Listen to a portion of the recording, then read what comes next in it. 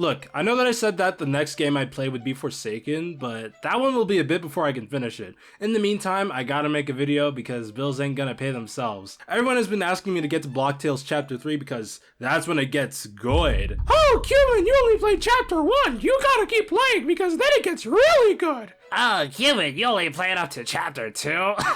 Everyone knows that Chapter 2 is actually the worst chapter. You gotta go to Chapter 3. How much game do I have to play before it gets good? My thoughts on the last two chapters were that they were fine, but just overrated. Everyone says that Chapter 3 will make me see the light, that it's the turning point that will change my mind. With all this glazing, I'm expecting Celeste himself to write me crazy style. Anyways, let's start this chapter. Unfortunately for me, I'm playing a game that gives me a modicum of enjoyment, so the algorithm won't like this video. So if you guys want to see me play Chapter 4, get this video to 3,000 likes. Also, apparently it's basically impossible to find any good RPGs, so if you have any underrated RPGs for me to play, you can put that in the comments. Before we start the video, it's time for a self-plug. Wait! Before you skip, because I know YouTube put a skip button for these segments for some reason. Let me make this quick. We hit 25k subs. Our goal is to hit 25k by the end of the year, and we passed with flying colors. There's still plenty of time left in the year, so I'm gonna really push us to the limit.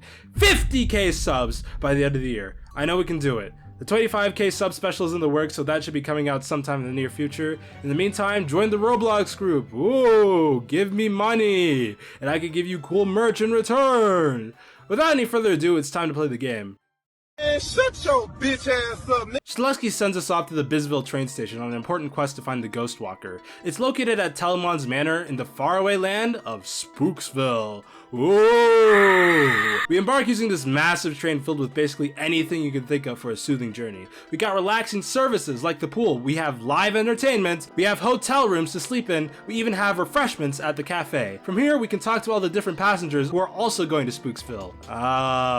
Meow? We go to a room to rest, but during our nap, the train gets attacked by bandits like we're back in the Wild West. We have to make our way to the engine room to stop the train now that it's out of control. When we get to the front, however, we see the red, blue, and Nubador noobs at the front driving the train. We also see them fighting off the bandits? What's going on? Are we fighting on the same side? We team up with Red and Blue to take down the rest of the bandits. In battle, Red and Blue act as extra party members. You can't control them, but they have plenty of HP to tough out most fights. On their turn, they have a power-focused first attack and a defense-piercing second attack. After the battle ends, we think we're home free, but the purple and green noobs come crashing through the train. How they didn't get hurt crashing through a giant train moving at like 100 miles an hour? I don't know, but that entrance certainly knocked out Nubador. It sounds like they know Red and Blue, saying that they were taken from them by Nubador? Their uncle? Uh-oh. Did I barge in some family drama? Who cares? We beat some sense into them, and Nubador wakes back up to finish the job. He thanks us for helping them, saying that he took Red and Blue under his wing to keep them from being indoctrinated into criminality by Purple and Green. Wait a second. Didn't you guys literally jump Shedletsky in a comically beaten state the first time I saw you? How is that not criminal activity? Unless Shedletsky is hiding some secret from us. Now that I think about it, it's a little odd how we have yet to find out who this main villain is that we need to keep the swords from. Okay, crackhead theory. Maybe Shedletsky is the final boss, betraying us in the last chapter when he fully recovers, and the twist might have something to do with what David Bazuki is hiding. Well, hiding more than just the secret illicit material he's probably got on his hard drive. So we finally reach Spooksville, and hop off to make our way to Telemon's Manor. Wait, isn't Telemon just Shedletsky's alt account? While we're here, Red and Blue thank us for helping and say that we can call on them anytime for help. With that, we've received our first summon ability. I'll just say this now, summons are low-key broken in this game. For just a little SP, you get an entire party member, meaning more damage and someone else to take damage in your place. We traverse through the cemetery in front of the manor to make our way to the entrance. Now that I think about it, it's kinda weird seeing tombs of dead Robloxians because in the context of the game, they're real people living in a real world. But the game's writing is somewhat meta with how the characters speak like players in an online game, and not like people in real life. It's almost like they're players stuck in a video game where if they die in game, they die in real life. When we get to the manor, we're greeted by the spooky butler. As a show of hospitality, he decides to give us a tour of the place. Wait a minute, what's Kyoko doing here? Look at this side character fraudulent bomb doing diddly squat. she's standing here doing nothing but trying to farm aura because she has to use every ounce of her 2 minutes of screen time. She strangely asks if we're doing okay, or at least it's strange to me. I have the option to answer honestly because I guess seeing some guy transform into horrors beyond my comprehension is only mildly traumatizing. If you think about it, this dude has more polygons than most Robloxians will see in their entire lives. Anyways, the butler assures us that there are absolutely no haunted activities going on. Nope, nothing whatsoever. We see him walking off all suspiciously, so we decide to follow him to see what's going on. After we follow him, we see him walk through this giant door. Step through the door and you see that it's a portal to the haunted realm, a world parallel to ours, except with ghosts and zombies and whatnot. We explore the haunted manor and... wait a minute, this ghost looks familiar. It's actually the kitchen wizard from chapter 1. Back in chapter 1, Terry kinda beat him to death, so he's here now. He has traumatic flashbacks and doesn't want a repeat of what happened last time. But what's even gonna happen to you now? You're already dead! He changes his tune, however, when we say we're only here to grab the Ghost Walker. Unfortunately, it's heavily guarded by some thing that we have to get through, presumably with violence. We make a deal with the kitchen wizard to get him some ingredients for dinner, and then he'll give us a potion to help sneak through security. The first thing on the list is to get some spider cider. We head right, but the room we need to get to is out of reach. However, this quiz noob will let us through if we answer each of his questions. Question 1. Who is the creator of this manor? Well, that's Telemon, obviously. Question 2. What sword is hidden deep in the manor? It's the Ghost Walker, duh. Question 3. Differentiate g of x equals 1 plus log natural x over x squared minus log natural x. Okay, I almost tried to solve it until I realized that the answer is right there. Low-key, I probably would have gotten it wrong anyways. I may not have failed calculus, but I certainly didn't pass either. I dropped out. We make our way to the next room and climb up the self-rearranging furniture. Up at the top, we find the spider to use for our cider. The next thing on the list is some dust. Yeah, like, just straight up dust. Ghosts are weird, man. I hope I never die. Maybe it was a good thing that Terry beat him to death because I might have had to do it myself. We need to go to the black bedroom to find some. We first go through the master bedroom to find some more self-rearranging furniture. We also see Terry and his brother Jerry just hanging around. They agree to help us find the Ghost Walker because they're just chill like that. We walk up the furniture to the black bedroom and, guys, where's the bedroom? Oh, cool. The dust is just sitting there. We head back and give the kitchen wizard his dust. The last thing we need is meat. We need to go downstairs to the basement to get some turkey. I'm just gonna say it right now, this segment was some absolute dog water. So the thing is, Kitchen Wizard says to go right towards the blue dining room. In the dining room, there's supposedly a basement door on the north side. So I do what he tells me to do and go right. Kinda weird because I already went this way and I didn't see a dining room. But it's a haunted house and the rooms already get shifty. I go to the right and I see no dining room. I keep going right and no dining room in sight. You know what? Maybe I just misread Kitchen Wizard's instructions. I go back to ask him again and nope!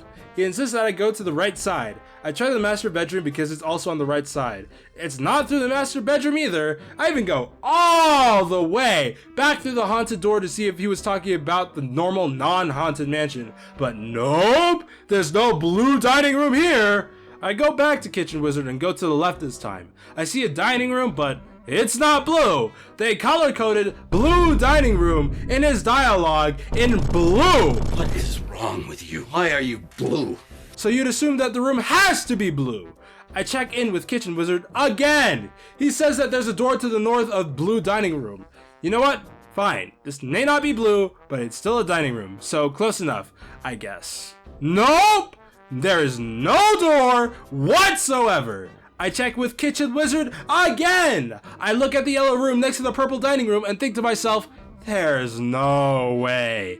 I walk into an empty red room. The literal words, red room, are written everywhere. There's no way that this is what Kitchen Wizard meant when he was talking about a blue dining room. There's no actual way that this was where I was supposed to go. I walk through the door on the north side, and what do you know? I found the basement! Oh my god! I know he's dead, but there's gotta be a way to kill Kitchen Wizard a second time, right? Why were the directions just blatantly wrong? Is this an inside joke with the devs? Were they on their beds giggling and kicking their feet in the air like little girls when they found out that they could just lie to the player for no reason? This segment genuinely sucks and there's no way around it. I was lost for an entire 20 minutes because I did something as stupid as put my trust that the game wouldn't intentionally mislead me for the most unfunny bit in gaming history. Is this what it feels like to be autistic? To do exactly what someone tells you, but they insist that I should have known that they meant the opposite this whole time? I dare anyone in the comments to call this a skill issue. Oh, the little game journalist needs his yellow paint to show him where to go. Actually, buzz off! Shut up! This is straight up bad game design and people dare to call this the best chapter of the game! We make it to the basement and find the turkey, which happens to still be alive and kicking. Well, I guess we have to kill it. After we kill the turkey, we pick it up and... Raw turkey! Kill yourself! I literally burned it to death! We bring it to the kitchen wizard, and as promised, he brews us the ghost potion. Outside of battle, drinking it makes us immune to anything harmful. Obstacles can't hurt us, and enemies can't attack us. In battle, the potion lets us avoid attacks completely until our next turn. The downside in both situations is that we cannot move or act when the potion is active. Before we go on, Kitchen Wizard warns us to not touch the Ghost Walker under any circumstances.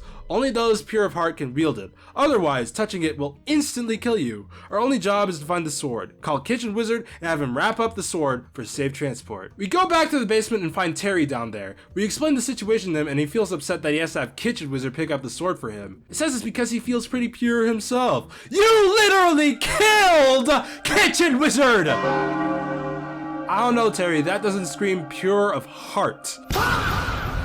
We move past the grate blocking our way with the potion and find a statue puzzle ahead. All we have to do is match the statues with the murals. The door becomes unlocked, but up ahead is the dangerous slasher. Oh, so this is the dangerous guy Kitchen Wizard warned me about. Whoa! Dynamite be upon ye! We beat the slasher and find the hyper ball. This is an upgrade to our ball that lets us do a ground pound. We use the hyper ball to break our way to the bottom floor where the ghost walker is kept. Now all we have to do is wait for Kitchen Wizard to get the sword for us. Wait, what are you doing? For the love of God! Well, I'm glad I'm dressed appropriately for the trope of RPG main characters dying immediately after touching the magic sword. Oh my god. Am I in heaven? Wait, David Bazooki? Oh no, I'm in hell. Pedo Man was apparently trapped inside the sword for ages, and Shalatsky was supposed to send someone to free him. Our souls are trapped in this sword, however, and the only way out is to purify our soul. Pedo Man asks me what's going on because safety is his #1 priority. Oh, that's rich! We go outside and, the game certainly changed a bit, to say the least. Looks like Blocktails isn't playing around no more.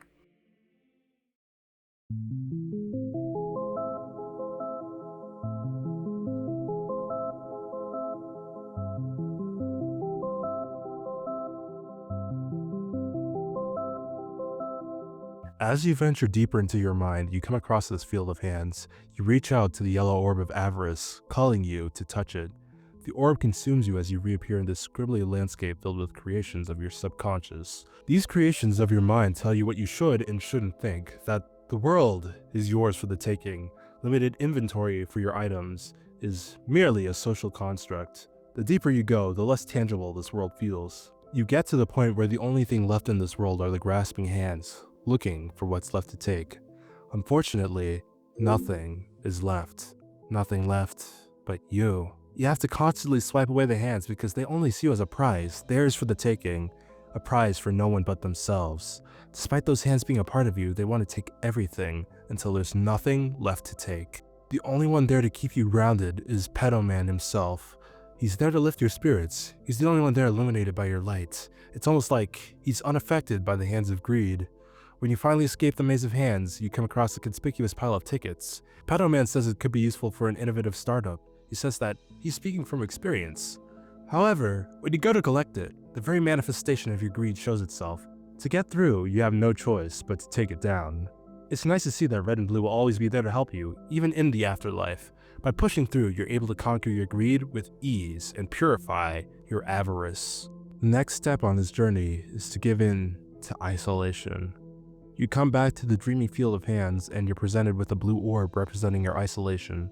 You offer your very self to the orb, losing yourself within it. You appear in the dark field of crooked lampposts with a single one still illuminating. Walk through the light and emerge from a pond full of ducks, contemplating their loneliness. The enemies that show up start to become more abstract. They show more concepts like shapes and letters. As you reach the end of the hallway, a door emerges that leads you to a black room with a deep hole in the middle. When you enter the hole, you have to traverse an invisible maze. Instead of seeing, you have to use these symbols to guide you. You need to move the direction corresponding to the symbol you saw earlier, otherwise you'll be swallowed by the isolation. There's two things I want to say about this. The first time I did this puzzle, the game literally just broke because the exit for the maze did not work at all. I had to fast travel all the way back to the start of the dream section because I was stuck in the hole with no way out. Second thing is that I have a feeling this puzzle got patched to be a little bit easier because the symbols correspond to different directions and they each mean different things. This implies that you have to memorize them, and their deeper meaning acts as a mnemonic to help remember which direction they go. The clouds represent the sky blowing south, the sun represents the sun shining from the east, the moon represents the sun setting west and the night beginning, and the waves represent the northward flow. When you're actually in the maze, there's an arrow slapped on top of the symbol, presumably because no one understood the puzzle. You get to the end of the maze and Pedo Man asks if you're doing alright, whether you miss anyone, whether you feel completely alone. At that moment, solitude sneaks up behind you. They refuse to be alone, so they want you to sink into loneliness alongside them. However, you're able to defeat loneliness thanks to the power of violence. Holy crap, I'm literally Shinra Fire Force. The next step on the hand is to let terror consume you. You go through the purple orb floating on the hand, and it transports you to an area that weirdly reminds me of the game Irritating Stick for the PS1. However, it's actually just a guy drawn funny. You exit the guy and arrive at this monochrome city with floating eyes. You approach this mysterious switch, and the city changes from white to gray, with Japanese text written everywhere. I'm pretty sure it's not that deep though. This one just says building, this one says I, and this one just says person. Also, whenever you press the switch, the road changes, unlocking a path previously blocked. When you move beyond the city, you're left in a dark purple forest with arrows guiding you where to go, or that's what your subconscious wants you to believe. The only way to move forward is to do the opposite of what your fear is telling you. You have to push forward no matter what. I only found out about this because I thought it'd be funny and original and not go where the arrow points right off the bat. Imagine my disappointment when I realized that all along I was doing what I was supposed to do, the whole time. The deeper you go, the more fear pesters you to stay away. All you can do is keep moving forward. At its wit's end, you finally see fear up close and personal. Weirdly enough, fear is warning you that it is using you. Who are you talking about? Pedo Man? He wouldn't hurt a fly. Once again, you're thrust into confrontation with your emotions. With some more effort and violence, you beat your fear into submission. This should mean that you've finally been purified. That is, except for one last thing. David Bazuki was a facade for your inner wrath the whole time. And now, with nothing holding him back, you've truly set him free. Just like you promised. The only thing left to do is to settle this, once and for all. You traverse your fiery hatred, and along the path are peculiar chess pieces, speaking in Bible verses. The further you go, the more NPCs shift into grotesque interpretations of the human soul. At this point, it's hard to believe that you're still playing Block Tales. When you reach the heart of wrath, the pure malice pulsating throughout is enough to damage you. The only way to avoid damage is to use the ghost potion. Once you get to the center of the heart, there's a strange NPC that signals to you that the ghost potion might come in handy during the boss fight. Part of me feels like this guy wasn't here at launch, but that's irrelevant. Once you unwrap the heart, you see it. Hatred. It's all come down to this. There's no way forward but to finally take down hatred. During the fight, hatred has a charge attack. Unlike any other boss up to this point, this attack is completely unavoidable. That is, if you're playing normally. The ghost potion makes us completely invulnerable, so it becomes the only way to avoid hatred's charge attack from one-shotting you. Unfortunately, red and blue are incapable of dodging the attack, so they die. No! The only reason I didn't beat this boss on my first attempt is that, after becoming intangible, you can't move for another turn. I ate a haunted cheeseburger that makes you intangible, and I lost intangibility right before the big attack, like an idiot. Otherwise, hatred should be no issue to conquer, especially if you stack damage over time with things like the rocket boots. As you conquer hatred, you finally wake up to see everyone around you, patiently waiting.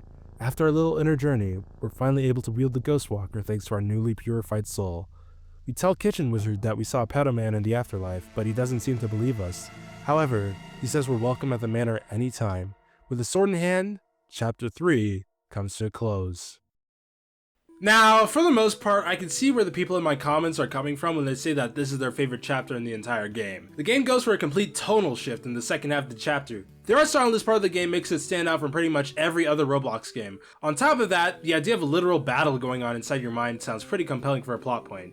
My thoughts on the chapter, though... I mean, it's alright, like... overrated as fuck. Wait! Before you crucify me in the comments, let me explain. I think the presentation of this chapter is still excellent. There's absolutely no doubt about that. It's just the story behind it that falls almost completely flat. It's kind of disappointing when people have been pestering me to play Chapter 3 because the story will change my mind. Before I talk about that, however, let me say a little bit more about the gameplay of this chapter. I feel like the combat has very much improved with the addition of the Venom Shank. As you may remember, we were given this during the last chapter, and the Venom Shank's ability is to deal damage to all enemies while applying poison. This is honestly pretty dang good. The only downside to it is that you have to weigh your options due to the fact that you also have your Ice Dagger that heals and restores SP. You gotta decide whether to press on the offensive or play it safe and restore your resources. At least that's what I would say if it wasn't for the fact that most battles don't last long enough for you to even bother deciding.